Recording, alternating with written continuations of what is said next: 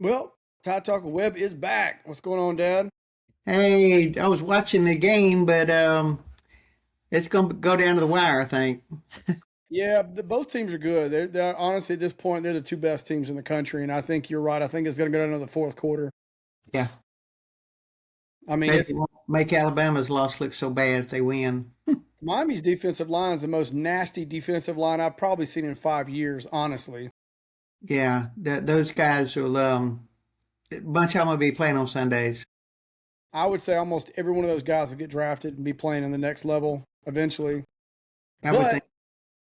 we are here today to talk about portal and the madness that is the portal and Alabama in the portal. I did some stats. I looked up the defensive line losses.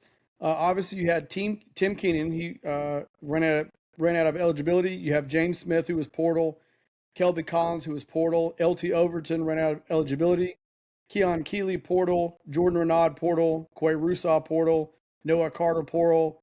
John Latham, and the three linebackers. So pretty much gutted defensive line. We did make a lot of strides, I think, this week in getting other players, and we'll talk about them in a minute. O line, we've only got one returning starter, Michael Carroll. That's a total rebuild.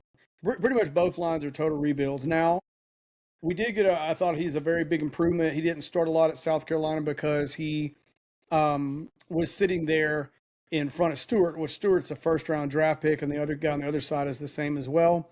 We got edge rusher Desmond Zulu. He's 6'5", 255. He was a big rotational guy. We also got Terrence Green out of Oregon.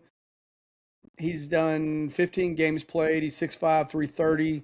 For the O line, we got Nick Brooks. He's a tackle or predicted a guard. He's 6'7" and 349. He's got a lot of potential. The thing that's concerning about him is he didn't look that good. Now, Texas still wanted him, but he didn't look that good. The guy did give up 3 sacks versus Kentucky, and he wasn't great run blocker. But neither of our any of our guys were last year, so that's something to be worked on. We also got Ethan Fields. He's 6'3", 320. Didn't play much. Rayson Delgatti, Cal Poly guy. He's 6'3" and 330 center. He's played a lot of snaps. Really good.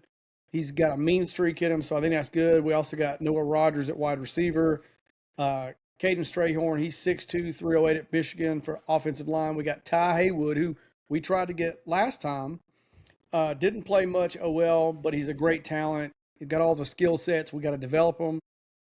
Devin Tompkins for the defensive line out of Mississippi State. I think it's Mississippi State. Excuse me, I didn't write that down.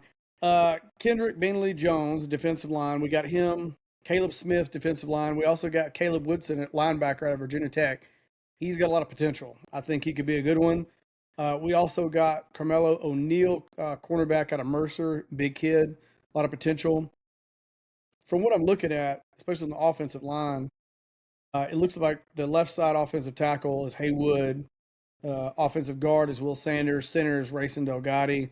And this could be wrong, but offensive guard is Michael Carroll, of course, when he played most of last year, and then Nick Brooks at the other tackle position. Got to develop these guys. What's your take? Oh boy, that's scary. Got to develop them because we haven't the last 2 years. That's what kind of scares me. Um, I think our offensive line was really bad 2 years ago, and obviously this year it was the worst I've ever seen in my lifetime.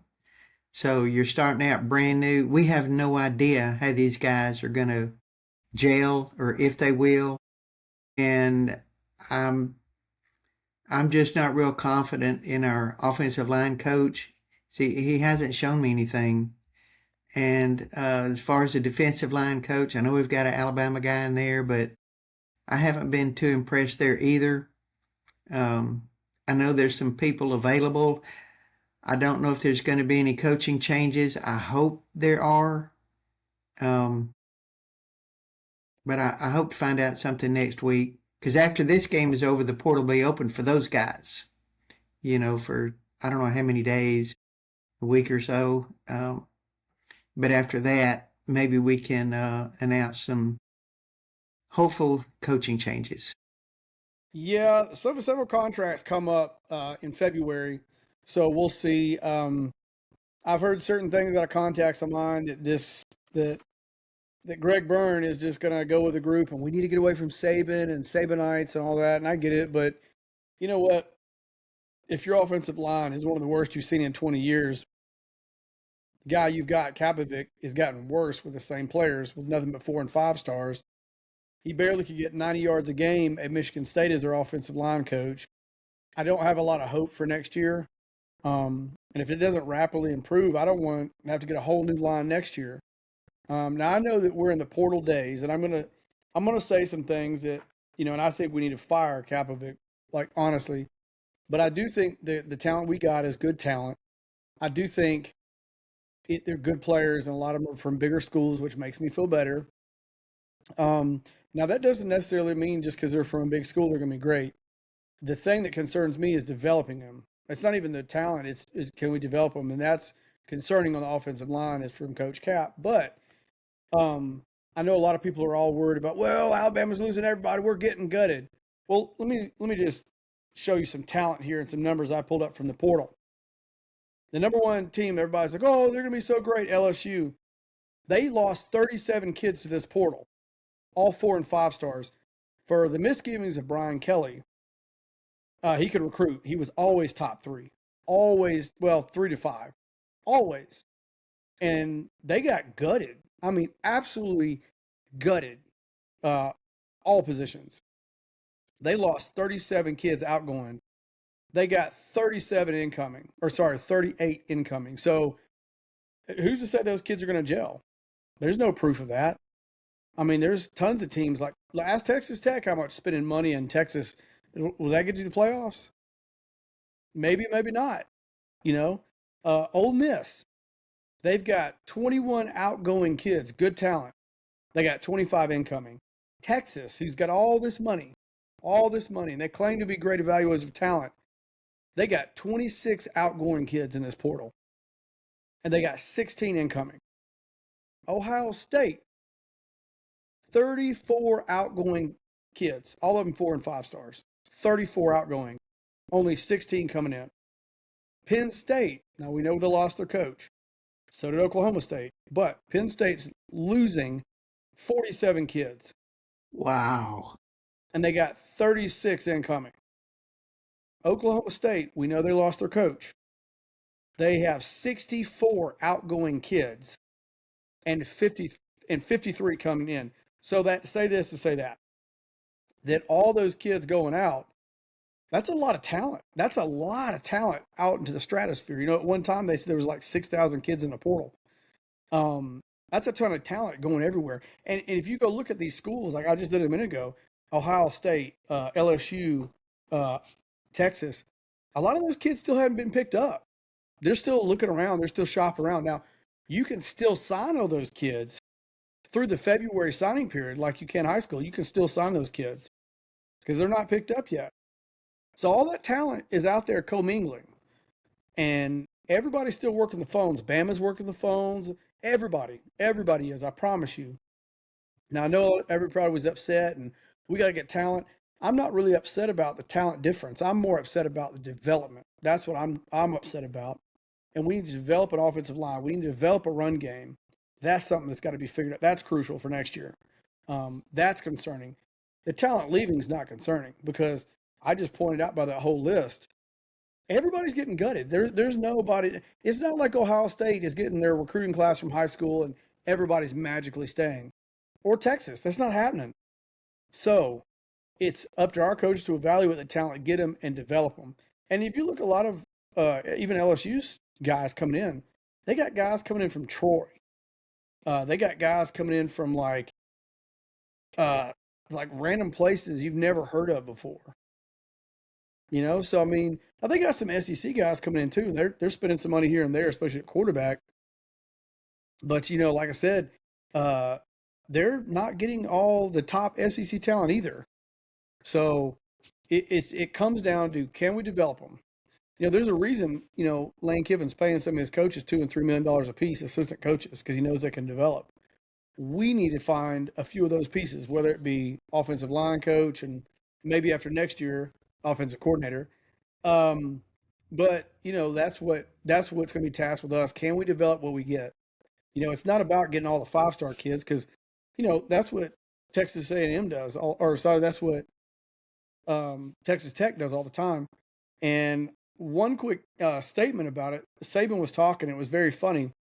They were asking him about developing talent and why is the SEC fell off so much and all this stuff. And he goes, simple. He said it, money. And he's right. He goes, all these Big Ten schools miraculously have a bunch of billionaires who are donors, and they're just paying money and paying money, paying money. He said, none of these Southern kids would go play up north at all if you didn't give them money. He goes, they wouldn't going to go up there and play football. And it's true. Now, I'm not saying that they haven't done well. They've done well. They developed talent and all that. But it comes down to, especially Alabama, as we were talking about, is to develop that talent. Oh, 100% agree. They haven't done it the last couple of years, obviously. So I don't know what DeBoer's thinking. Watching the film guy break down plays is fascinating. I love to watch the guy do it. Well, our coaching staff, they have film rooms too. And they can turn on the film, put it in slow motion, run it back and forth, and they can see they're not stupid. They wouldn't be at Alabama if they were stupid. So I think it just comes down to coaching, because a lot of those they kept pointing out technique. If you, and just basics. So they haven't been able to do it. I don't know if they will be able to. But if we're going to make some staff changes, I think it would be after we get through signing everybody. So maybe sometime in February, we may, a month from now, the staff may look a whole lot different than what it does right now. Well, do you have any insight that we're going to fire anybody, or? Well, I think everybody, just looking at the message boards and the Facebook, the YouTubers. I mean, that's the first name that comes up is Coach Cap, offensive line coach. And they aren't too high on Freddie Roach either, defensive line. Now, our secondary, we should have one of the best secondaries in the country. So I think that's going to be the strength of our team going into spring ball is the strength of our secondary. I want to see that new freshman running back we've got, Corral, is that his name? Crowell. I've seen some of his high school film, and good grief, that guy looks great. But he'll have to learn. He'll have to learn how to block. Pick up assignments. I don't know how early he's going to play, but I would think we're going to see him early. Mm-hmm. We need that speed. Well, we also need to get better just the basics in blocking, and we're pulling and stunting who the heck to block and who to pick up on the blitz. And I'm sorry, I'm gonna say Gillespie, running back coach. If you ever see a running back like Jam Miller pull up and not hit the defensive end, or at least attempt to block, get that running back's ass off the field for the next 4 games. I don't want to see him on the field again. He shouldn't be there. If he's that worried about it, he needs to go play ping pong or maybe something else, maybe tennis. Don't have him playing football. Yeah, it's going to be a interesting spring game. Well, I don't even know if they're going to have a spring game. It looks like those days are over. They were so much fun to go to. But as far as the spring, you don't know who your quarterback's going to be. You don't know who your starting 5 linemen's going to be on the offensive line. You don't know who your starters are going to be on the defensive line. You don't know who your starting linebackers are going to be. It's like major overhaul for the whole team except for the defensive secondary. Well, when you look at, like we just talked about, would it be LSU, Ole Miss, Texas, Ohio State, Penn State, or Oklahoma State, they're probably all like that. Yeah. I mean, you look at any of those group of 6 teams I just brought up. I mean, they're all like that. Now, yeah, some of the high end players they paid, like LSU's quarterback, yeah, he's going to play. You paid him too much money, it doesn't matter. He's going to play. Alabama, I feel like we got two quarterbacks that could start. The only thing that's concerning with that is, Keelan Russell, he wanted to play because if not, he may get in the portal. He's been there a minute. And so you kind of want him to play. And I think both of those guys think they can start, they can take over. Obviously, we'll see whoever is more consistent. We'll see who the better player is, and that'll be who is on the field. But it wouldn't shock me if we go into the third game of the season, they're still trying to figure that out. I mean, that happened every time Nick Saban was trying to find a quarterback. Now, I do think that DeBoer is a little bit different in the aspect, whereas if he sees more in practice, I think he goes with a better guy he sees in practice. So it just depends. And one thing I thought was very odd, and I don't think I would have thought any different of him because of the day that we live in. And we all need to have college football regulated. There's problems. It's awful. I think they should sign 4-year contracts like the NFL. Sorry. Or at least 2. Yeah. It's getting out of hand. Because the NFL couldn't function like this. And I don't think college can either. I think they should sign 2-year contracts. But I'm not saying they should go back and get no money, but I do feel that Ty Simpson probably should have gone to Miami for the money and played another year next year. I wouldn't have thought any less of him. He's like, well, my legacy. Well, no offense, but, you played great. We loved you. I would have loved to have seen you have a better offensive line and somewhat of a run game to have a better go of it. I think you played without you last year. I think we lose 2 more games. I think you played amazing, but I wish I would have liked to have seen him play at Miami next year, another year. And I don't blame any of these kids. Why go pro? If I'm going to make $1 million a year, or if I can make 6 for 1, why don't I go 6 for 1 and work on a master's degree? Mm-hmm. I wish we had some type of a college commissioner or something. The NCAA is just useless and worthless. But yeah, the minimum 2-year contract, minimum. Just so that college teams don't have to go through this mess what we're going through now every year. It's getting worse. Give the coaches time to develop the guys, get them in the program, believe in it, buy in, and now you've got a team. You've coached them up, they've bought in, they're all in. It's hard to do that in 1 year. With the portal door, they're thinking money, transfer. You gotta have to have some good coaching. Mm-hmm. I hope we get that shored up too. Yeah, I do too. And I do think that, I think it's the south end of the Bryant-Denny Stadium, Nick Saban Field. I do think that all those donors that got their picture up there that have given $1 million, y'all gonna have to come out about another $10 million together, because we're gonna need some help, and not just signing new players, keeping the other ones we got. They're good. Yeah, because you got to re-sign them every single year. So this is, until they get it fixed, this is college football, and what we're gonna have to do. But I do think, if we go into this year with no coaching changes, some of them need to lean on DeBoer and say, you need to find another offensive line coach. I'm fine Gillespie coming back. I'm fine Grubb having another shot at it again. I'm not fine having the same offensive line again. Mm-mm. Sorry.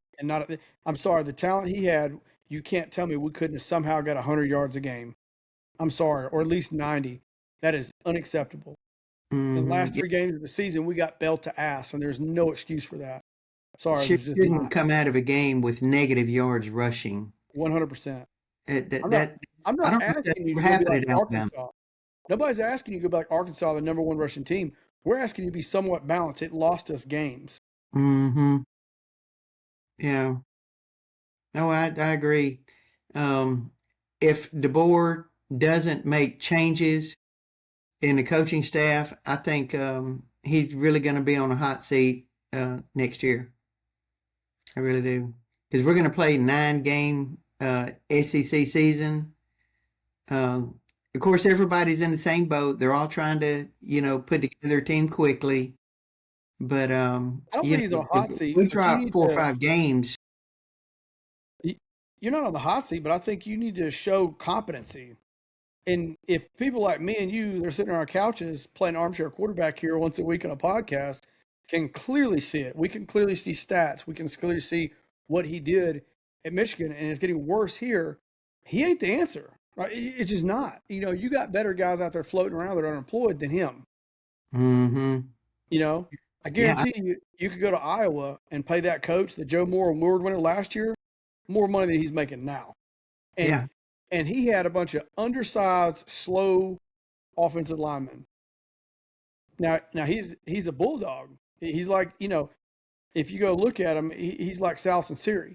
You know, I don't care if you go out there and just say, look, um, you know, hey, Jeremy Pruitt, you're going to be offensive line coach, or hey, you're going to be D line coach, or you're going to be linebackers coach, or whatever.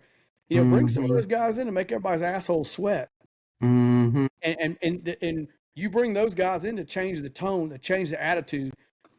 I get you can't coach kids like you coached back in Saban's day, but if you got a coach who sets the tone, the kids will follow. If he's a good, fair coach, they'll follow him. As long as he's not mean and degrading, and Pruitt never was, they'll follow a guy like that. Hmm. Yeah, you got to coach them differently now because, on this turnstile, portal every single year, the guys can get upset or get their feelings hurt and jump in a portal. So I know that it's more delicate the way you have to treat everybody. You can't treat everybody the same because not everybody's the same, but you have to be fair. But you got to push them if they're going to get good. If they're going to be mean, you got to push them. You And can't tell me the offensive line coach and the defensive line coach in Miami is bringing an ice cream truck out to practice and high fiving people. I'm sorry, I'm not buying that. it's ridiculous, You got ridiculous. a team right there of killers on that offensive line and defensive line for Miami. Those guys, I promise you, out of five of those guys, three out of those five guys will run off the porch and fight you in the front yard if you look at their mom wrong. I promise you. And Hmm. we don't have that.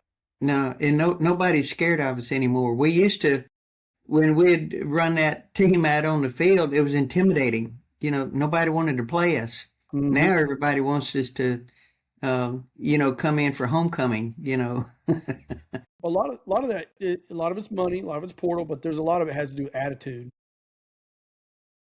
And Hmm. so that's where you got to set the tone. And I think Coach K is not doing that, and you could clearly see it. I mean, the guys can't even figure out who to block when they stunt or pull. They're bumping into each other like Mo, Larry, and Curly, and it don't work. But yeah, Hmm. hopefully in February there'll be more coaching changes and some things will happen.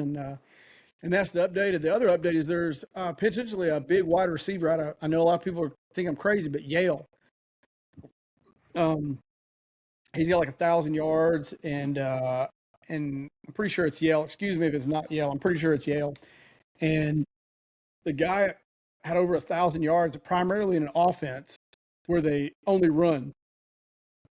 He's like 6'2", about 185, but he's lightning. So there's another kid they're looking at signing, to help out in that room because there's not a lot of depth in that room. So Yeah, if that's one about guy it, gets man. hurt, who are you going to put in? So yeah, Yep. And I think we'll these. see probably more Rico Scott in the lineup, which is good. I think he's a really good talent. Hoping to see a little bit more improvement in the special teams game next year, hopefully too. Yeah, yeah. Our special teams weren't special. I love Cole Adams, but all I saw this year was That's it. I want to see somebody like Javier Arenas, the Jackson kid that went to Chicago. Just guys Mhm. that can really burn it. Um, I mean, let's get 15 yards a punt or a kickoff. Like, let's just focus on that. Like, mhm. Well, it adds up. Those return yardage, it adds up. And a lot of Mhm. times in our games, we had none. It's like, come on, Mhm. guys. That's an Yeah. important stat that doesn't show up. It helps field position, helps the offense, and break one every once in a while. No, I agree. Like I said, if I was DeBoer, I would be trying to get Jeremy Pruitt on my staff, and I'd go get Tommy Reese. Sorry, I would, Well, but hopefully those calls have already been made. We just won't find out about it for a month. I hope so. That'd be like an early Christmas present for 2026. There you go. But anyway, that's Tide Talk Web. We out.